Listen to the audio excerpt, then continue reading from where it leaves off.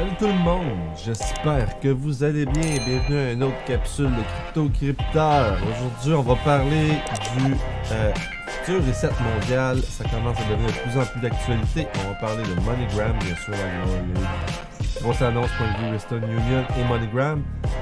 On va parler aussi des banques suisses et Brésil. Donc, on commence sur Traite là. Donc, c'est quoi que ça passe dans notre actualité aujourd'hui? Fiat Leaks, vite comme ça, on reste encore à 20,47 cents. Ça bouge pas beaucoup. XRP, c'est la monnaie la plus stable qui existe présentement. Ça, sans aucun doute. Donc, pour commencer, on a eu aujourd'hui, juste avant, je vais aller enlever mes speakers pour mettre mes écouteurs pour pas que vous ayez de feedback. Ben, on dirait que le monde se met à parler de plus en plus d'un reset mondial. On sait que l'AMF a commencé à en parler. On a eu aussi d'autres gens qui en ont parlé dernièrement. L'AMF qui a les SDR. C'est Special Drawing Rights qui se trouve à être une certaine façon de subventionner les banques centrales en cas de crise, justement. Un peu ce que les banques centrales font présentement en rachetant à peu près tout ce qui va pas bien dans le monde, surtout au niveau de la Fed. Donc, est-ce que là, on va voir les SDR commencer à rentrer en action? Si je me souviens bien, les SDR ont été créés en 2008, ou suite à la crise de 2008, je devrais dire. Parce que justement, ils ont senti que après avoir racheté la bourse de New York et compagnie, maintenant, ce serait peut-être la prochaine étape, ce serait les banques centrales. Faites des recherches là-dessus vous-même, faites-vous une idée, mais me semble que c'était ça. Donc, on va écouter ici, j'ai oublié son nom, c'est Kristalina Georgieva qui nous parle du futur reset mondial. On y va. So we now have to step up, use all the strength we have. In the case of the IMF, $1 trillion lending capacity. On a besoin de monter notre puissance pour aider. Et l'AMF a supposément 1 trillion. Je sais pas moi le traduire jamais. C'est différent français-anglais, les trillions. Qui peuvent aider avec le monde avec les trillions. And tremendous engagement on the policy side. To turn a page, to have that history be about the great reset. Pour pouvoir tourner la page et faire en sorte que l'histoire parle du grand reset, la grande mise à zéro du monde. Not about the great reversal. Pas à propos de Great Reversal. Comment on dit ça en anglais? Renverser la tendance, qu'on pourrait dire. So we now have to step up, use all the strength we have. In the case of the IMF, $1 trillion lending capacity and tremendous engagement on the policy side to turn a page, to have that history be about the great reset, not about the... Fait que je l'ai refait jouer 2 fois. C'était pas voulu. Je pensais, je m'en souvenais pas qu'il était aussi petit, les vidéos. Après ça, ici, on a l'article de l'IMF, le Fonds monétaire mondial, ou en anglais International Monetary Fund. La grande remise à zéro. Allocution Forum économique mondial, Kristalina Georgieva, directrice générale du FMI. Je remercie son Altesse royale, le prince de Galles et le professeur Schwab de nous avoir réunis. Il est maintenant temps de penser à ce que l'histoire dirait de cette crise, ou dira, je pourrais dire plus. Et il est maintenant temps pour nous tous de définir notre propre rôle. Les historiens regarderont-ils en arrière et diront-ils que c'était le moment d'un grand renversement? Aujourd'hui, nous voyons des signes très inquiétants. 177 pays finiront cette année avec une économie plus petite qu'au début de l'année. Et nous prévoyons déjà qu'il y aura plus de dettes, de plus en plus de déficits et plus de chômage. Et il y a un risque très élevé de plus d'inégalités et de pauvreté. à moins que nous n'agissions. Alors, que faudrait-il aux historiens pour considérer cette crise comme le moment d'une grande réinitialisation? Du point de vue du FMI, nous avons assisté à une injection massive des mesures de relance budgétaire pour aider les pays à faire face à cette crise et à changer de vitesse pour que la croissance revienne. Il est primordial que cette croissance conduise vers un monde plus vert, plus intelligent, plus juste, et ça c'est en caractère gras. À l'avenir.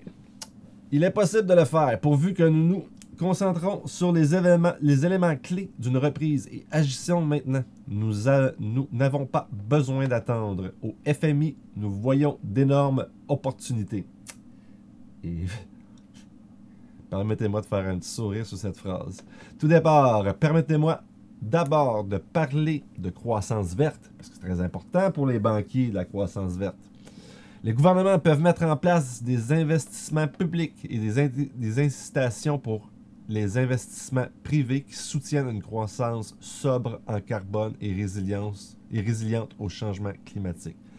Beaucoup de ces investissements peuvent conduire à une reprise riche en emplois. Pensez à planter des mangroves, à restaurer des terres, à reboiser ou à isoler des bâtiments.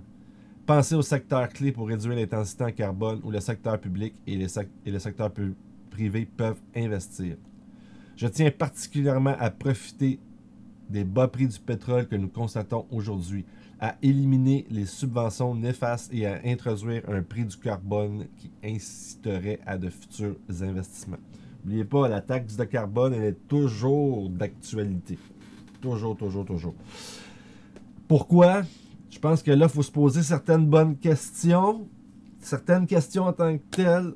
Est-ce vraiment pour le bien de la planète? Si oui, je suis complètement partant. Est-ce une opportunité encore de taxer le petit peuple? Ça, je serais moins d'accord. Mais à la base, on est tous d'accord que la planète a besoin de notre aide. Deuxièmement, permettez-moi de parler d'une croissance plus intelligente. Nous savons que l'économie numérique est la grande gagnante de cette crise, mais nous ne devons pas permettre à la fracture numérique de se creuser afin que certains pays et communautés accusent un retard supplémentaire. Cela apporterait plus de douleur que de gains à l'avenir. Il est donc essentiel que les institutions comme le FMI soutiennent des investissements qui réduiront la facture numérique en travaillant en partenariat avec la Banque mondiale et d'autres.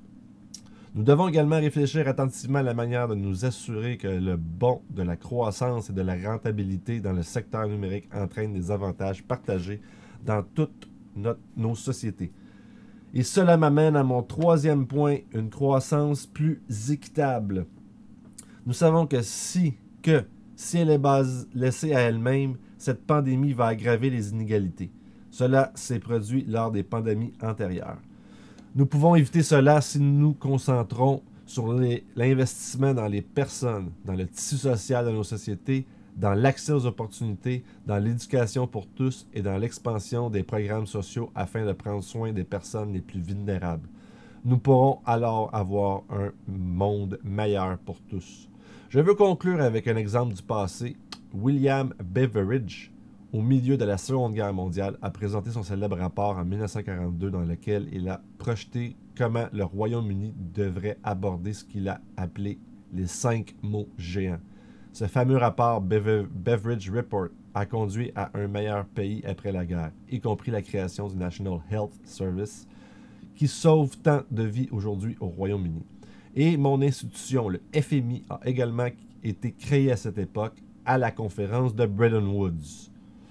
On a souvent vu aussi cette espèce de Bretton Woods 2.0 sortir dernièrement dans les nouvelles. Le monde est donc venu de passer à l'action et d'utiliser toute la force dont nous disposions pour tourner la page. Dans le cas du FMI, nous avons une capacité financière d'1 billion de dollars et un engagement considérable du côté des politiques.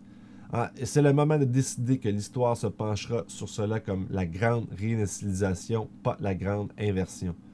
Et je tiens à dire haut et fort que le meilleur mémorial que nous pouvons construire pour ceux qui ont perdu la vie dans cette pandémie est de bâtir un monde plus vert, plus intelligent et plus juste. Ce qui est vraiment bien comme phrase. C'est super. C'est super beau. Mais en tout cas, on le voit ici, on commence à parler d'un grand reset mondial. Dans les dernières nouvelles, ce que je voyais, c'était surtout au niveau des pays les plus pauvres. Et aussi donner des outils aux plus riches pour pouvoir s'en sortir aussi mieux. On verra ce que l'avenir nous réserve. Mais bon, le discours commence de plus en plus à être abordé. Après ça, celui-là nous vient... ce tweet-là nous vient de Stevie Ripple. Ça a le rapport aussi au reset mondial, tout le discours qu'il y a dedans. Lui ajoute repérer le logo subliminal de XRP, réinitialisation globale et changement de paradigme, ça arrive, le roi à venir l'a décrété. Bon, là, je veux pas rentrer non plus, j'ai pas tout... Moi, je l'ai regardé une fois, j'ai pas du tout vu un message supplémental XRP, mais bon, lui, il dit qu'il y en a un. Moi, je veux surtout le montrer pour le message qui est mis à l'intérieur de cette vidéo-là, par rapport au reset mondial. We have an incredible opportunity to create entirely new sustainable industries.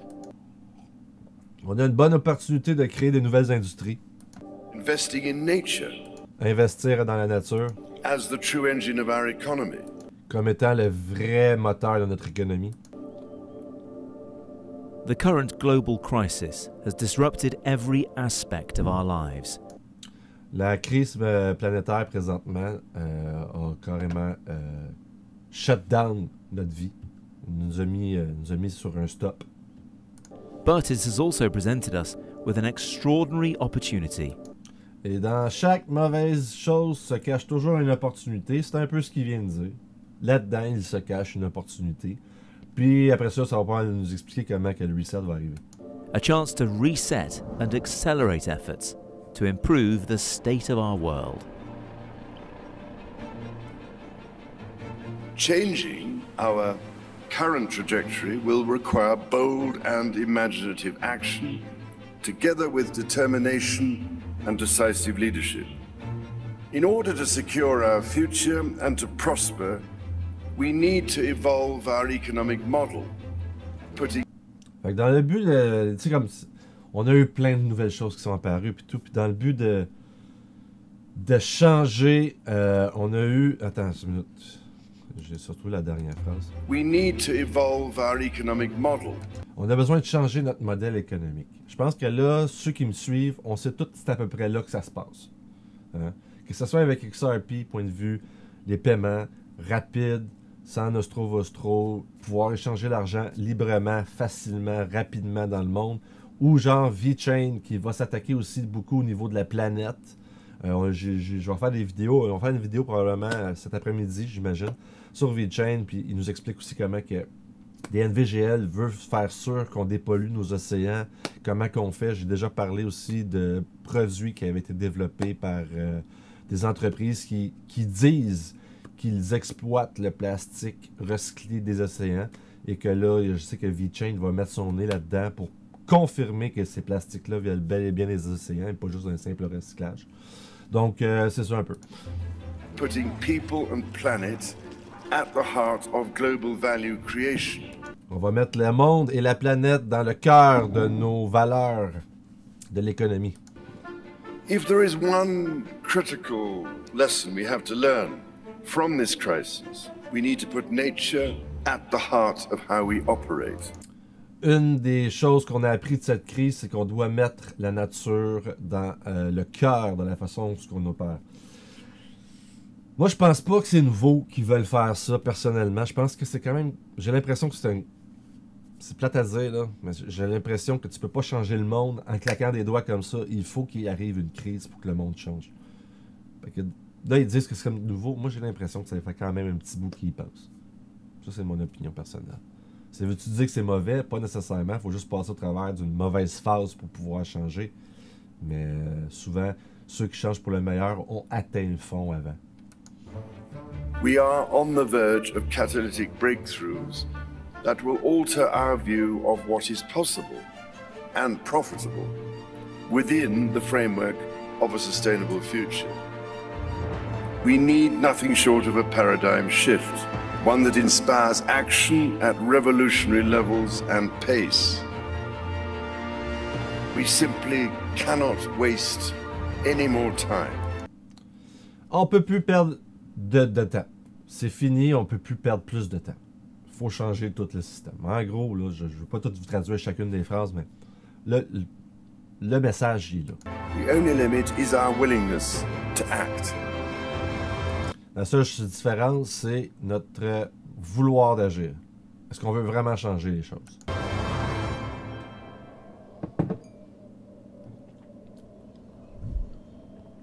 And the time to act is now. Et voilà. Ça en y est pour cette nouvelle-là. Donc, oui, est-ce qu'on va voir un nouveau système rentrer en même temps que de faire un reset mondial? XRP va-t-il naître des cendres de l'économie? Est-ce qu'il va être un phénix qui va renaître de ses cendres?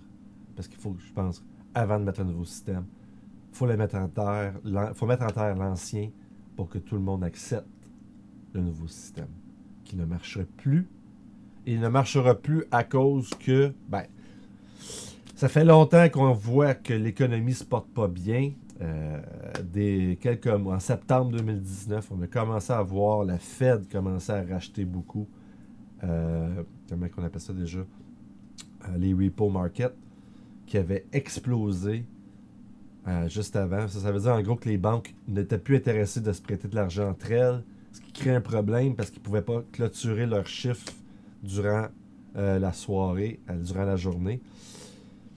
La crise a bien sûr permis de pouvoir tout mettre ça à l'avant, mais le problème était bien existant avant, bien avant 2008 aussi. 2008 n'a été qu'un pansement en attendant de trouver la solution, je pense. Mais bon, ça c'est mon opinion. Le message est là quand même. La grande remise à zéro du monde s'en vient. D'après moi, je pense que c'est quelque chose qui va vraiment, vraiment se passer. J'en ai un autre ici. Un autre message. Today, this meeting serves as a launch pad for the next chapter, the Great Reset. We have contributions from His Royal Highness, the Prince of Wales, from UN Secretary General Antonio Guterres, from IMF Managing Director Kristalina Georgieva, and from many more in the next hour and a quarter. But to get us underway, let's hear from the forum's executive chairman and founder, Professor Klaus Schwab. Thank you, Adrian. C'est 3 vidéos en dedans de quoi? 2-3 jours qu'on voit qui nous parle de reset. Pas prendre à la légère.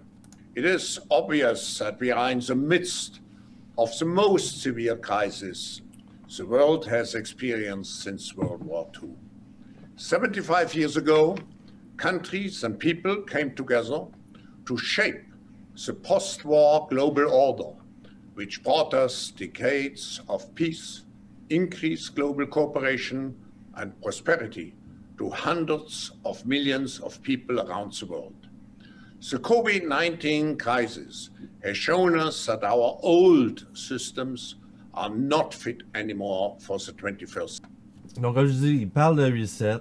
Il parle que c'est la plus grande crise depuis la Deuxième Guerre mondiale.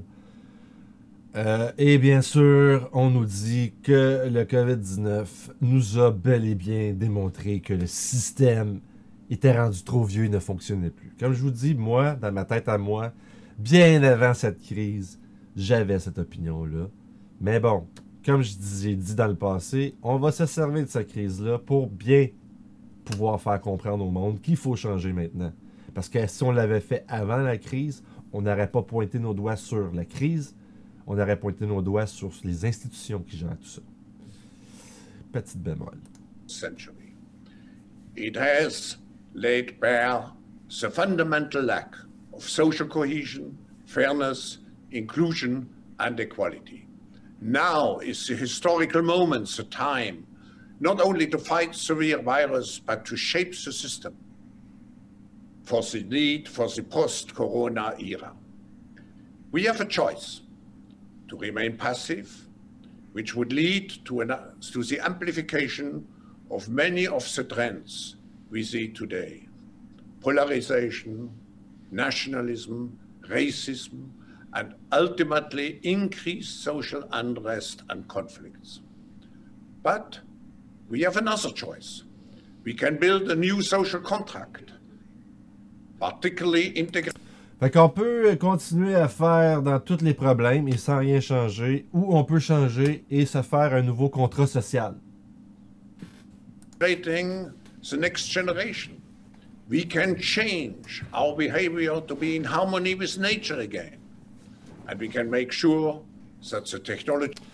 On peut changer nos façons d'être, nos façons de faire pour être plus en harmonie avec la nature. Mais là, il commençait à parler de technologie, fait que je vais juste reculer d'une couple de secondes. And make sure that the technologies of the fourth industrial revolution are best utilized to provide us with better lives. Fait que faisons sûr qu'on va utiliser les technologies pour bien nous servir en d'autres termes. In short, we need a great reset.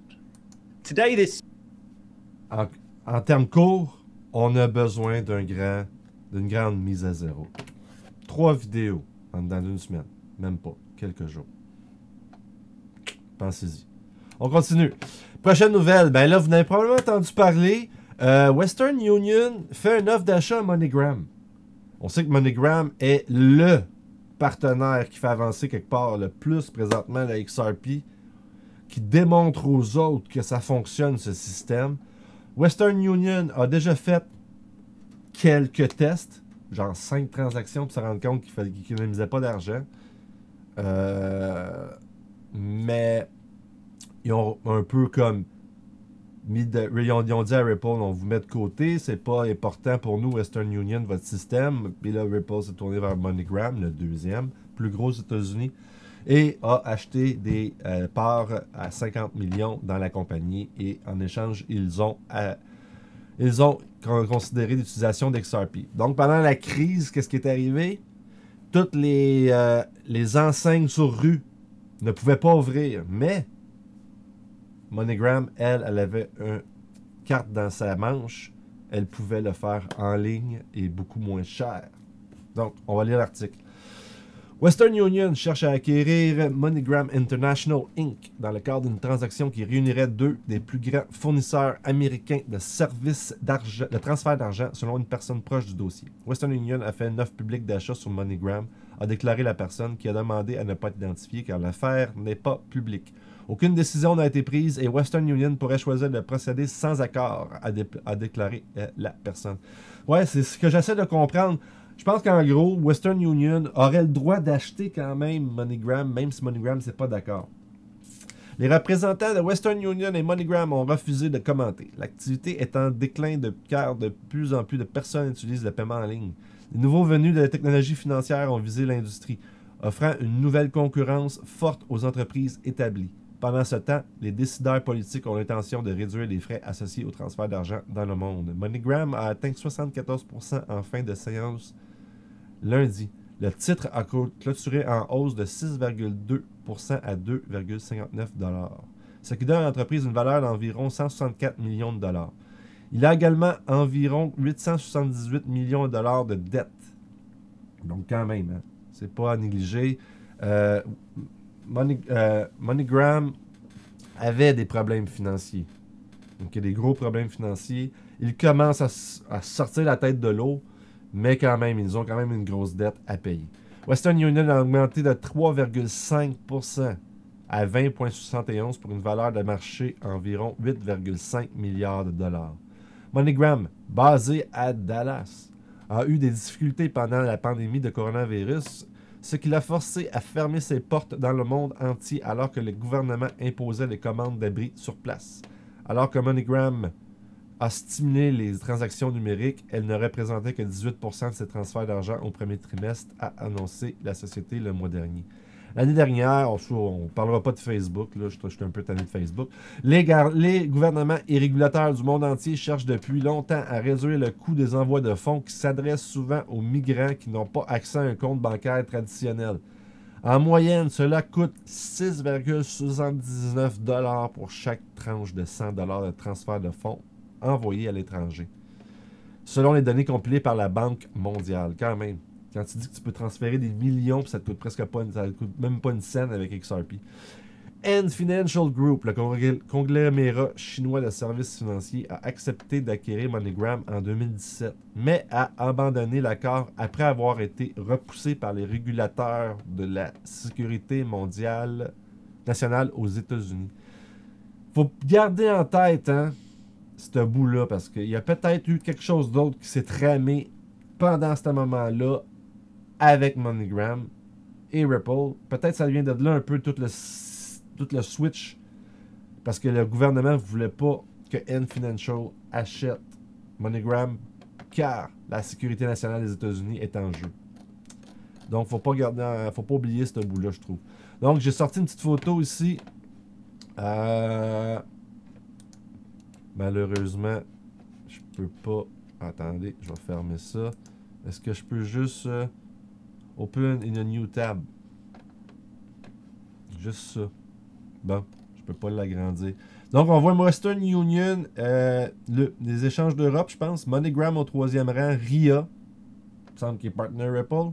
TransferWise, il me semble partner Ripple. JP Morgan Chase, non. Bank of America, il me semble. Wells Fargo, je pense qu'on a eu cette nouvelle-là dernièrement. Xoom. Je sais pas, on ne sait pas. Citibank est un partenaire. Transfast, je sais pas. Remedy, me semble que oui. Asimo, j'ai vu ça passer. WorldRemit aussi. Donc, si on regarde un peu le tableau ici, est-ce que ça se pourrait que Western Union, présentement, sente la soupe chaude parce qu'il voit tous ses concurrents en dessous s'associer avec RippleNet? Est-ce que ça ferait en sorte qu'il voudrait acheter MoneyGram? Est-ce qu'ils voudraient aussi laisser tomber le partenariat de Ripple s'ils achètent MoneyGram? C'est plein de questions qu'on est sans réponse. C'est sûr que si Western Union continue à utiliser MoneyGram et Ripple, ça en fait quelque part beaucoup plus de pays qui sont ouverts, je pense, au transfert mondial. Parce que me semble, si ça ne prenait pas ça pour de l'argent, mais me semble que Western Union est beaucoup plus basé dans beaucoup plus de pays que MoneyGram. Donc, suivons cette histoire-là, c'est encore en développement. On devrait avoir des nouvelles d'ici peu. Prochain tweet. Ripple est répertorié ISO 222. Stellar, non répertorié. IBM, non répertorié. R3, non répertorié. Ethereum, non répertorié. Seul XRP fait partie du projet ISO 222. Alors, pourquoi le battage médiatique pour XLM et Ethereum? Parce que je pense qu'il y a plein d'autres façons aussi de pouvoir, par la bande, accéder au même marché. Hein, faut pas oublier. La Fed, je pense qu'elle annonçait justement hier qu'il décidait d'aller vers l'Ethereum pour je sais pas trop quoi. J'ai pas eu le temps de faire de recherche là-dessus. Mais bon, là, il nous pointe vers cette page-là qui se trouve à ISO222.org.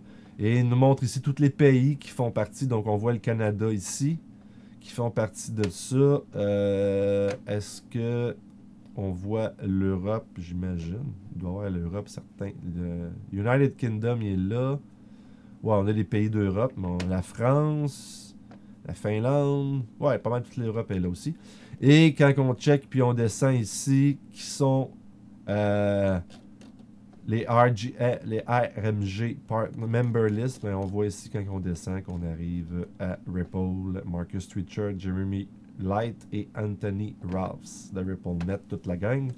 Donc, c'est une petite nouvelle comme ça, vite pour vous montrer que quand même, le dossier ISO 222, que hier, la Fed nous annonçait, j'ai pas sorti l'article, mais la Fed nous annonçait hier qu'ils les abandonnaient, genre FedNow, qui était un programme qui était ISO 222. Encore une fois, faites vos propres recherches là-dessus, ça se peut, je me trompe. Mais bon, ça a fait un peu le branle-bas de combat. En même temps, je sais pas trop. On vit tellement dans un moment particulier de l'histoire que la Fed n'est pas nécessairement capable de fonctionner de la même manière qu'elle fonctionnait avant, à cause que on a le président américain qui est le commandant en chef. Je reviens toujours là-dessus. Le pays est en crise, donc ça lui donne plusieurs pouvoirs, comme s'il était en temps de guerre, c'est la même chose. Donc, il a le pouvoir de décider comment que tout l'argent se transige aux États-Unis. Il a le droit de changer les programmes pour renvoyer plus au niveau, mettons, des militaires pour défendre un pays. il a tous ces pouvoirs-là. Qu'est-ce qui est fait? On a BlackRock d'un côté, associé avec Ripple, partenaire Ripple, BlackRock, qui gère tous les achats d'actifs de la Fed qu'ils font présentement. Il y a beaucoup de choses qui se trament, c'est difficile de faire un topo, il y a tellement de nouvelles qui s'entrecroisent, tellement de compagnies qui s'entrecroisent. Si on prend, mettons, Accenture, Digital Ledger Technology, en tout cas, il y a plein de choses qui s'entrecroisent. On peut pas dire qu'XRP va être le grand gagnant de tout ça, il risque d'être pas mal, avoir une bonne part, mais il y a Ethereum d'un côté aussi qui est bien positionné présentement. Je faisais une nouvelle la semaine passée sur mon live en fin de semaine que je vous montrais que Bitcoin, quelque part, les institutions financières investissent beaucoup avec le Bitcoin. Toutes ces choses-là vont finir par s'entremêler ensemble. Qu'est-ce qui va arriver? Je ne sais pas. Je ne sais pas. Puis n'oublions pas aussi que le DTCC aussi, il fait toujours partie du ISO 222. On n'a pas eu de changement de date ou quoi que ce soit par rapport à eux, mais Swift, eux, ils sont rendus en 2022 pour l'adoption. Puis ça ne fait pas l'affaire de la Banque européenne. En tout cas, il y a beaucoup de choses difficiles de tout bien mettre, puis de bien comprendre, puis de faire un bon résumé. Mais quand même, les choses changent. On voit qu'ils changent. Ça continue. Prochaine nouvelle. Bon. Ça, c'est une nouvelle de MoneyGram. MoneyGram lance un partenariat avec Al Rajhi Bank. Je ne sais pas si je le prononce comme il faut. Je suis désolé. Hein. C'est pas ma langue natale. Mais je pense que ça se dirait de même. Je prends un guess, là. Sinon, mais rien de moi dans les commentaires. On va rire ensemble. Je suis pas parfait. Puis, c'est sain de rire de soi-même. Al Rajhi Bank pour transformer le marché des paiements transfrontaliers en Arabie Saoudite. Alliance fournit à MoneyGram le plus grand réseau physique et numérique du secteur en Arabie Saoudite. Dallas, 4 juin 2020. PR Newswire. MoneyGram International, Inc., Nasdaq/MGI, est un leader mondial des paiements peer-to-peer et de transfert d'argent transfrontalier, a annoncé aujourd'hui qu'il avait conclu un partenariat stratégique avec Al Rajhi Bank, la plus grande banque islamique du monde. Et Tawil Al Rajhi, la branche des transferts de fonds de l'AEI, l'Arabie Saoudite, j'imagine. Rajhi Bank, je sais pas. Pour fournir des services de transfert d'argent en Arabie Saoudite, le partenariat couvre à la fois les canaux numériques et sans rendez-vous et permettra une forte croissance de la clientèle sur l'un des plus grands marchés de transfert de fonds au monde. Ce partenariat est une étape importante qui capitalise sur les investissements stratégiques récents dans les principaux marchés de réception, a déclaré Grant Lyons, directeur des recettes de MoneyGram. Au cours des derniers mois, nous avons élargi notre réseau avec de nouveaux partenaires en Inde, en Égypte, au Pakistan et aux Philippines, pour n'en nommer que quelques-uns. Tous ces marchés sont les principaux destinataires de transferts d'Arabie Saoudite et les consommateurs bénéficieront désormais de ce client d'intégration centré sur la Al Rajhi Bank. Ah, c'était Al Rajhi. OK.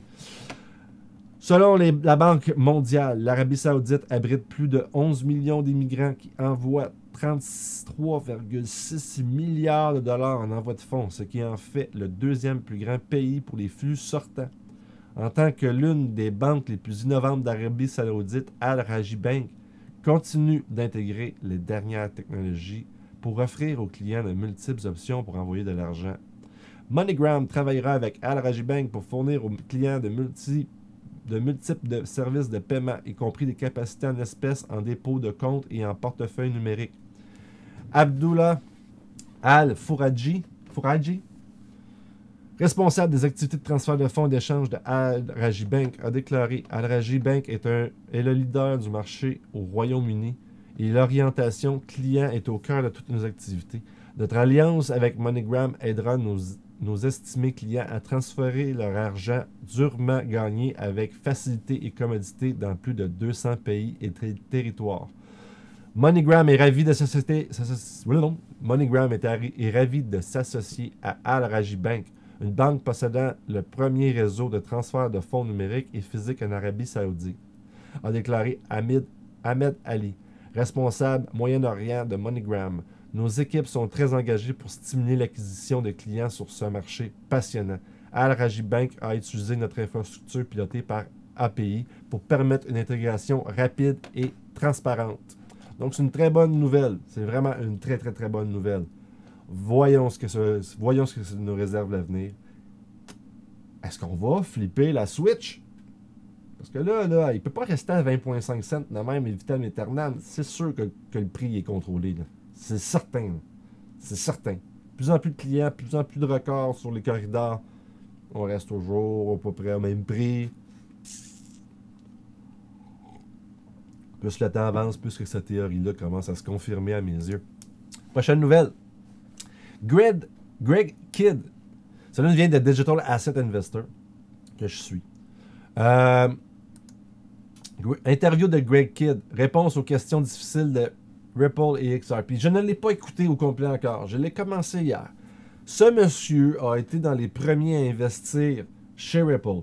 Il a fait sa fortune avec la bulle Internet. Si je ne me trompe pas, il me semble que c'est ça que j'avais compris. Et qu'il était déjà millionnaire ou milliardaire. Il n'avait pas besoin nécessairement d'aller, encore une fois, travailler. Parce qu'il a travaillé pour Ripple. Il était, je pense, il me semble que c'est ça, qui était le conseiller, le board console. Il a été conseiller pour Ripple. Il a travaillé aux alentours de Ripple. Le gars est milliardaire ou millionnaire. Il n'avait pas besoin de travailler. Et il dit, grosso modo, il dit, c'est quand que j'ai entendu lors d'une partie de poker qu'est-ce qui allait se passer avec Ripple que j'ai décidé d'aller voir Ripple et de m'investir. Et dans cette interview-là, il dit qu'il possède, qu'il a fait une offre d'achat, parce que dans ce temps-là, c'était moins cher, là, 1% des XRP disponibles. Le gars, il y a 1% des XRP disponibles. Donc, 100 milliards, 1%, c'est 1 milliard. S'il monte à 1$, là, oublie ça. Là. En tout cas. Ah non, il a dû acheter ça en bas d'une cent dans le temps. Facilement. Mais je veux aller l'écouter, mais je voulais vous le dire, je pense que c'est une bonne interview. Si je me trompe pas, cette interview-là faisait partie du groupe Telegram. Tu sais, quand le monde chiale, là, que vous payez 5$ puis que le monde chialait, que c'est pour donner techniquement des scoops, supposément. Si tu payes pas, tu n'auras pas les scoops. Non. Quand vous payez pour le Telegram, là, je ne suis plus dessus, mais quand vous payez pour le Telegram, c'est le genre d'interview que vous voyez passer dans le Telegram, que vous ne voyez pas nécessairement passer dans ses nouvelles à lui. Mais je pense que là, il a dit que c'est trop hot comme interview. Parce que c'était en direct sur le Telegram. C'est trop hot, fait qu'il l'a mis en vidéo. C'est carrément ça. On continue. Ici, ça nous dit XRP passe 2 millions. Le 2 millions de comptes, la croissance est forte dans les comptes avec moins de 10 000 XRP. Donc, est-ce qu'on va commencer à voir le petit peuple comprendre ce qui se passe? Mais ça a l'air qu'on a passé les 2 millions. Je pense que c'est au-dessus des 10 000. Mais en tout cas, je voulais juste souligner vite. Et comme dernière nouvelle, 2 banques suisses lancent le trading et la conservation de crypto-monnaies après avoir obtenu l'approbation réglementaire. Le régulateur financier suisse, la FINMA, a autorisé 2 banques zurichoises. Je sais pas comment le dire. Désolé. Proposer une gamme de services de crypto-monnaies, y compris le trading et la conservation. Marquis Bowman Bank a par la suite annoncé le lancement de sa plateforme de trading pour les principales crypto-monnaies, tandis que Incor Bank propose une gamme de services de cryptographie. Marquis Bowman, une banque personnelle basée à Zurich, avec un bureau dédié à la cryptographie, a déclaré vendredi qu'elle avait obtenu une licence de la FINMA pour offrir le trading et la garde de crypto-monnaies ainsi que d'autres actifs numériques. Très bonne nouvelle, ça. Avec cette nouvelle licence, la banque fournira à ses acheteurs l'achat et la vente et la garde de crypto-monnaies à partir de ce mois, notant que sa plateforme d'achat et de vente peut même aider les jetons ERC20. La banque a défini. Marquis Bowman fournira initialement l'achat et la vente dans les principales crypto-monnaies, en particulier Bitcoin, le Bitcoin Cash, l'Ethereum, le Litecoin et le XRP. La deuxième banque a récemment autorisé par la FINMA à offrir des services de chiffrement est Incor Bank, dont le siège est aussi à Zurich. Une banque de transactions qui fournit des services d'externalisation aux institutions financières, tels que le règlement, la conservation, les paiements, la comptabilité, la conformité et le soutien fiscal. Ses clients sont Marquis Bowman, qu'on parlait précédemment. Incor a annoncé vendredi que les régulateurs financiers suisses l'avaient approuvé pour échanger, détenir, transférer et générer, tokeniser des actifs, expliquant. Incor Bank est aussi la première banque d'entreprise suisse à fournir aux prestataires de services financiers et aux institutions du monde entier un accès facile et sécurisé à une nouvelle classe d'actifs tournée vers l'avenir. Donc, c'est pas mal ça pour les nouvelles aujourd'hui. Un gros 40 minutes. J'ai tenu de faire une vidéo XRP parce que je suis quand même à la base beaucoup XRP. Mais je vous cacherai pas que les nouvelles sont pas tant grosses que ça. Il se passe beaucoup de choses, mais c'est pas nécessairement au niveau de Ripple, c'est plus au niveau de la cryptographie en général. Mais je vais certainement faire une vidéo de VET après-midi. Là, vraiment, ça n'arrête pas VeChain. Ça n'arrête que pas. Les nouvelles par-dessus les nouvelles, par-dessus les nouvelles. C'est pour ça que je sors beaucoup de vidéos de VeChain. On dirait qu'ils sont sortis d'une espèce de mutisme, qu'on pourrait dire, où ils attendaient le bon moment pour sortir les nouvelles. Je ne sais pas trop, mais les nouvelles pleuvent de partout. Fait que je vais justement faire une vidéo cet après-midi là-dessus, de mon côté. Fait que j'espère que vous avez aimé ça. J'espère que ça vous rassure. Moi, je veux dire, même si XRP ne monte pas, je n'en fais pas. Plus qu'on tire sur l'élastique, plus que la pierre va partir rapidement. Comme d'habitude, aimez-vous pour mieux aimer les autres, pour que les autres puissent mieux vous aimer. C'est le même ça tourne la vie, c'est le même ça tourne l'amour, c'est ça. Moi, je vous aime. Je vous remercie de m'avoir écouté. N'hésitez pas à partager si vous aimez mon contenu. Si vous aimez que je fasse du contenu, n'hésitez pas à donner vos commentaires, vous abonner, tout le tralala. Puis là-dessus, je vous laisse. Merci, je vous aime. Et ciao!